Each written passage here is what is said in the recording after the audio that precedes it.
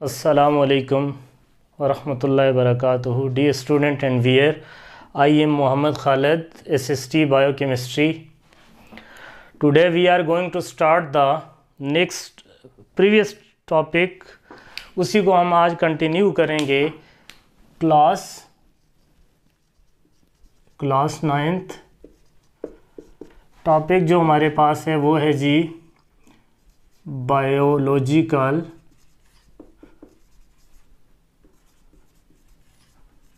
Organisation. Biological organisation इसका हमारे पास जो है जी पार्ट 2 है। प्रीवियस लेक्चर में हमने स्टार्ट किया था कि what is biological organization, what are the different levels of biological organization. तो आज हम स्टार्ट करेंगे लेवल जो हमारे पास है जी 4 से, जो कि है टिश्यू। हम पढ़ क्या रहे हैं? हम ये पढ़ रहे हैं कि जो ऑर्गेनिजम्स है उसकी बॉडी किन किन लेवल से मिलकर बनती है, कौन कौन से पार्ट्स होते हैं, कौन कौन से उसके कंस्ट्रक्टिंग यूनिट्स होते हैं जो मिलकर डिफरेंट फैशन के साथ एक ऑर्गेनिज्म की बॉडी को क्या करते हैं जी, कंस्ट्रक्ट करते हैं। तो टिश्यू जो है group of cells which are organized in a particular manner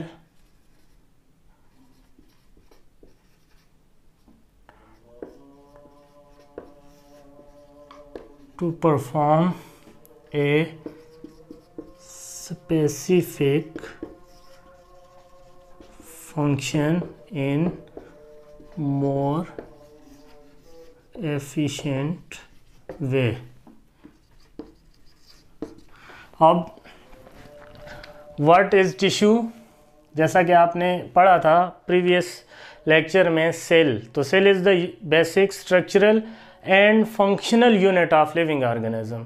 जो सेल होता है वो तमाम के तमाम जानदारों के फेल की और उनके जो साख्त होती है उनकी बुनियादी इकाई होती है। हमने देखा कि तमाम जानदार चीज़ें छोटे छोटे ब्लॉक्स की बनी होती हैं, उनको हम क्या कहते हैं जी, सेल कहते हैं। तो स्ट्रक्चरल यूनिट।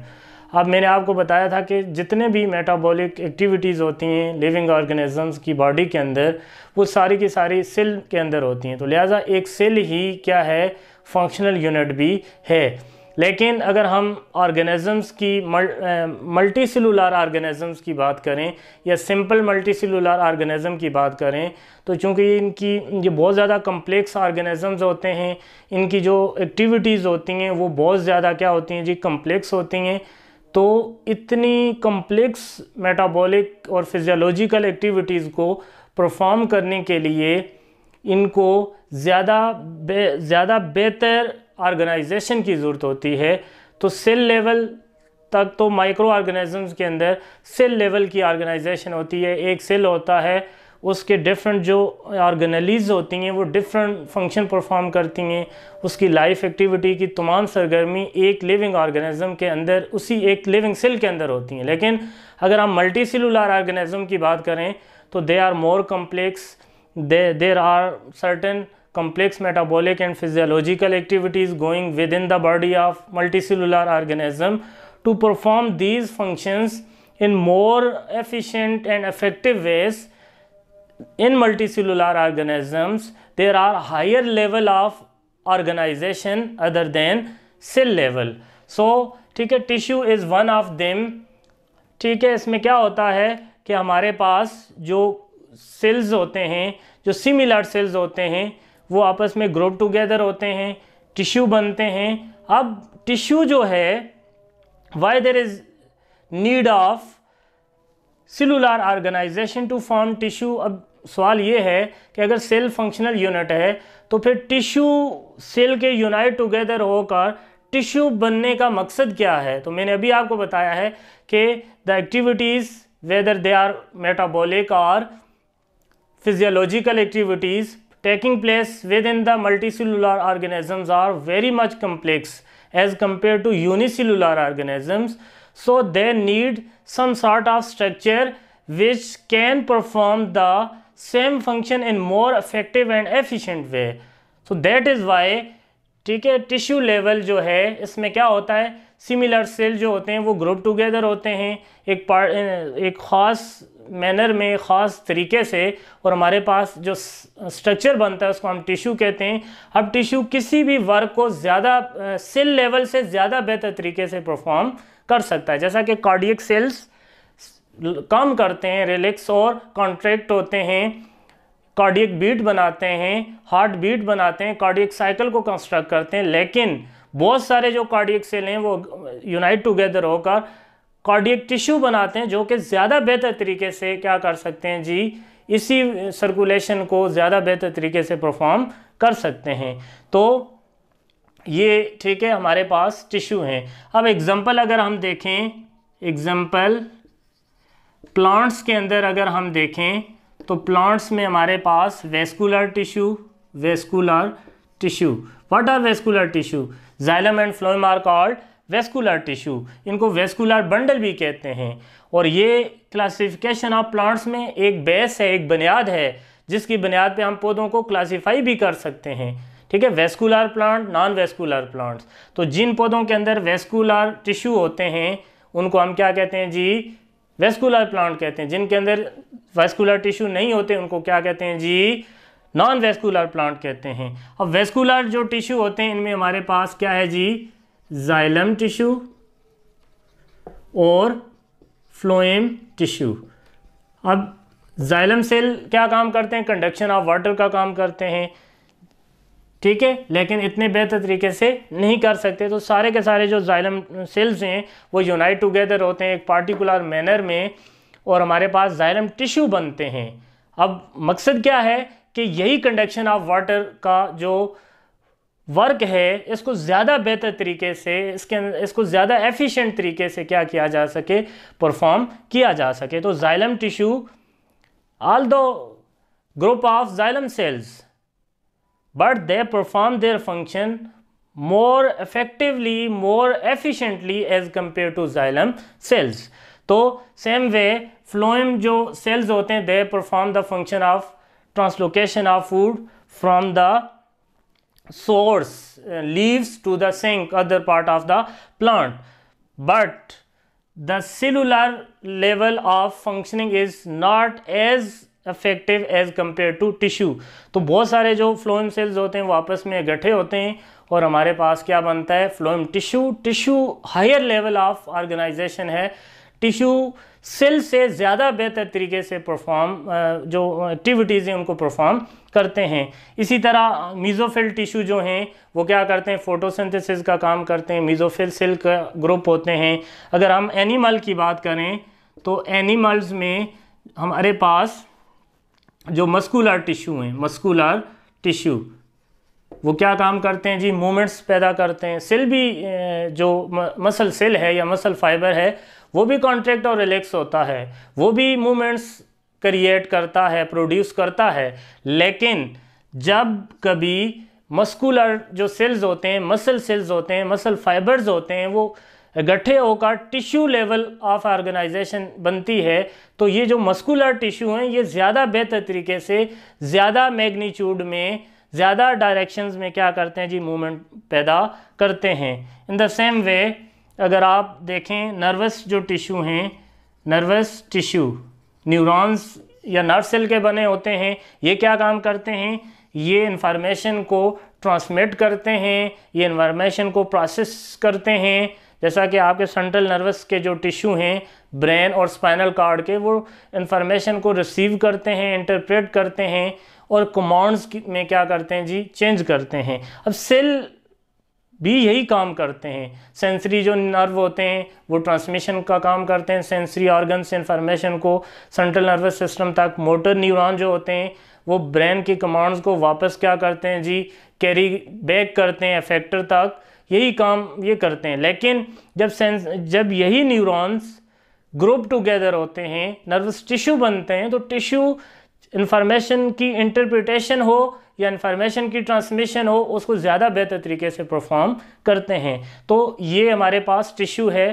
टिश्यू जो है ये क्या होता है, ग्रुप ऑफ सेल्स होता है जो कि किसी पार्टिकुलर फैशन के साथ मिलते हैं और हमारे पास किसी भी स्पेसिफिक फंक्शन को ज़्यादा बेहतर एफिशिएंसी के साथ परफॉर्म किया जा सकता है।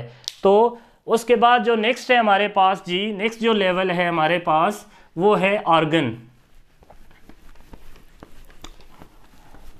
नेक्स्ट जो लेवल है वो है ऑर्गन। ऑर्गन ऑर्गन जो है रिलेटेड टिश्यू, ठीक है, related tissue unite together to form a organ.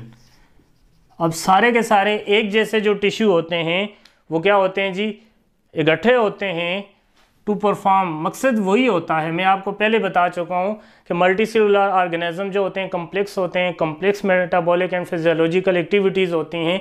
तो उनको परफॉर्म करने के लिए इनके अंदर क्या होता है कि हायर लेवल ऑफ ऑर्गेनाइजेशन होती है। डिफरेंट जो स्ट्रक्चर्स होते हैं वो आपस में यूनाइट होते हैं और हमारे पास different higher level of organization बनती है जो कि उसी वर्क को ज़्यादा बेहतर तरीके से परफॉर्म कर सकती है। To perform a specific function in more efficient way. For example हमारा हार्ट है, हमारा स्टोमिक है, इसी तरह हमारा ब्रेन है, ठीक है। तो बहुत सारे टिश्यू हार्ट के अंदर अगर आप देखो तो ब्लड एक टिश्यू है, इसी तरह उसके अंदर आर्टरीज होती हैं, उसके अंदर वीन्स होती हैं। तो ये सारे के सारे जो ऑर्गन्स होते हैं ये आपस में मिलते हैं और हमारा इसी तरह आपके पास मसल्स जिनको आप कार्डियक टिश्यू कहते हो, ये सारे के सारे चीज़ें मिलती हैं और हमारे पास अब ये सारे रिलेटेड ऑर्गन्स हैं, ठीक है, मुतलका रिलेटेड टिश्यू हैं, मुतलका वाफ्तें हैं, ये मिलती हैं हमारे पास एक ऑर्गन बनता है।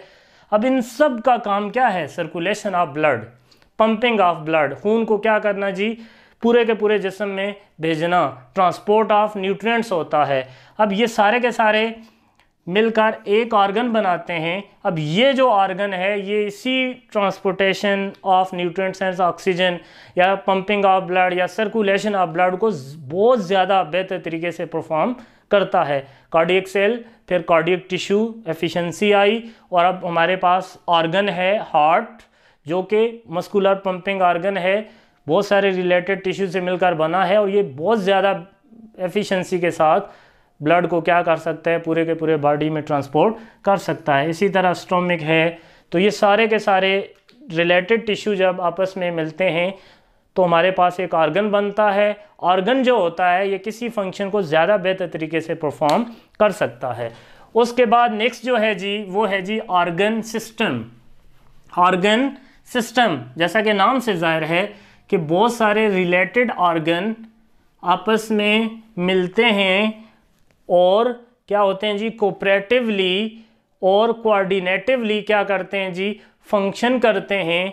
तो ऐसे, ठीक है, सिस्टम को हम क्या बोलते हैं जी, ऑर्गन सिस्टम बोलते हैं। What is organ system? Organ system क्या है जी, group of related organs, group of related organs which perform a specific function in more efficiently and effectively is called organ system.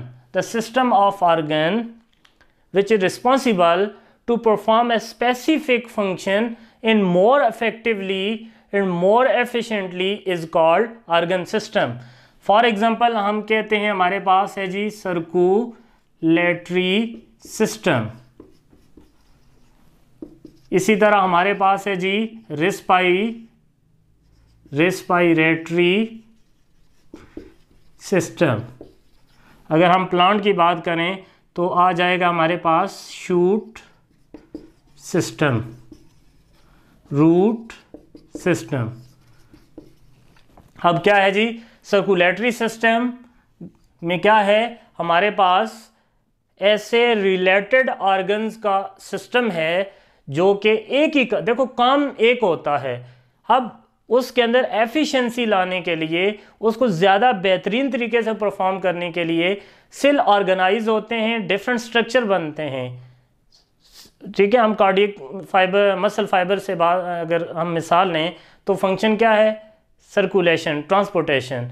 अब कार्डियक टिश्यू उसी function को ज़्यादा बेहतर तरीके से परफॉर्म करते हैं। अब जो ऑर्गन हार्ट है वो बेहतरीन तरीके से काम करता है। अब अगर हम सर्कुलेटरी सिस्टम की बात करें तो related organ, the system which consist of related organs. हमारे पास ऑर्गन कौन कौन से हैं जी, एक हार्ट है, इसी तरह आपके पास वेन्स आ जाएंगी और आपके पास क्या आ जाएंगी जी, आर्टरीज।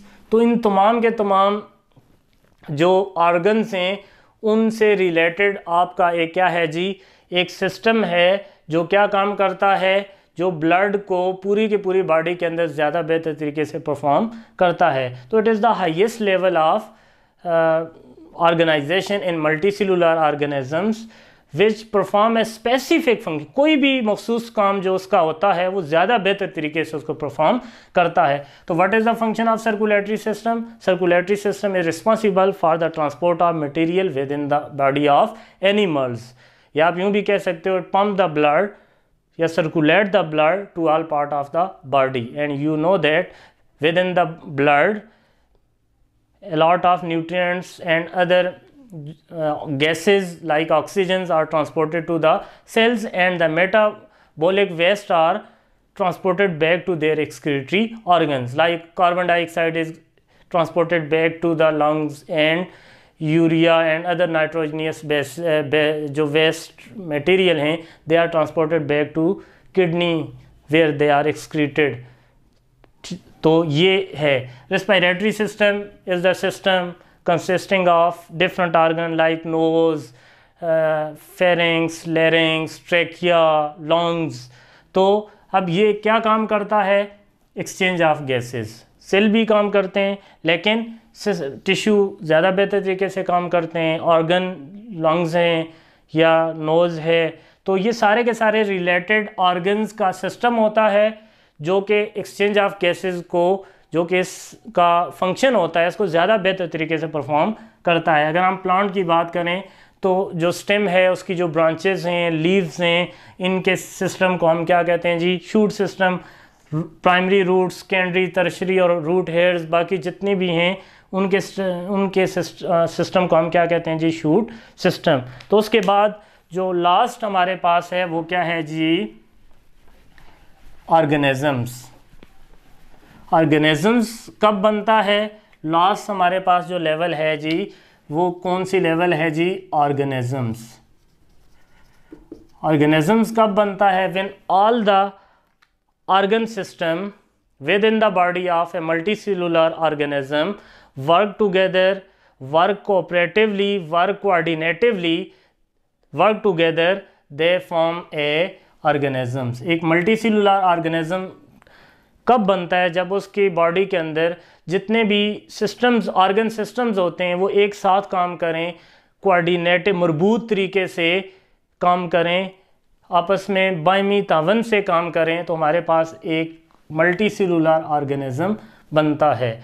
ठीक है, इसमें क्या होता है, जो सिस्टम होते हैं वो एक दूसरे के साथ कोऑपरेटिवली और कोऑर्डिनेटिवली फंक्शन करते हैं। जैसा कि हमारे पास है जी सर्कुलेटरी सिस्टम जो है ये क्या करता है, फूड को ट्रांसपोर्ट होने के लिए डाइजेस्टिव सिस्टम और रेस्पिरेटरी सिस्टम के साथ क्या करता है जी, काम करता है। इसी तरह अगर आप देखें जो एक्सक्रीटरी सिस्टम है, एक्सक्रीटरी सिस्टम ये भी किसके साथ काम करता है जी, नर्वस सिस्टम और सर्कुलेटरी। तो इसमें क्या है, इसी तरह जो आपका नर्वस सिस्टम है वो तमाम के तमाम जो ऑर्गन सिस्टम्स हैं उनके अंदर कोऑर्डिनेशन डेवलप करता है। तो अब जिस्म के तमाम ऑर्गन सिस्टम का एक साथ काम करना, ये एक मल्टी सेलुलर ऑर्गेनिजम्स को क्या करता है जी, कंस्ट्रक्ट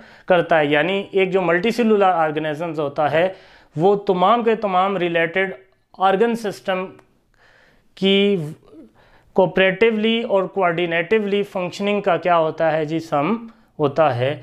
तो आज हमने पढ़ा है जी बायोलॉजिकल ऑर्गेनाइजेशंस। इसकी हमने लेवल्स ऑफ ऑर्गेनाइजेशन पढ़ी कि कौन कौन से लेवल में कौन कौन से ऑर्गेनाइजेशन से एक मल्टी सेलुलर ऑर्गेनिज्म क्या होता है जी, फॉर्म होता है। तो that is all about today lecture. Thank you so much.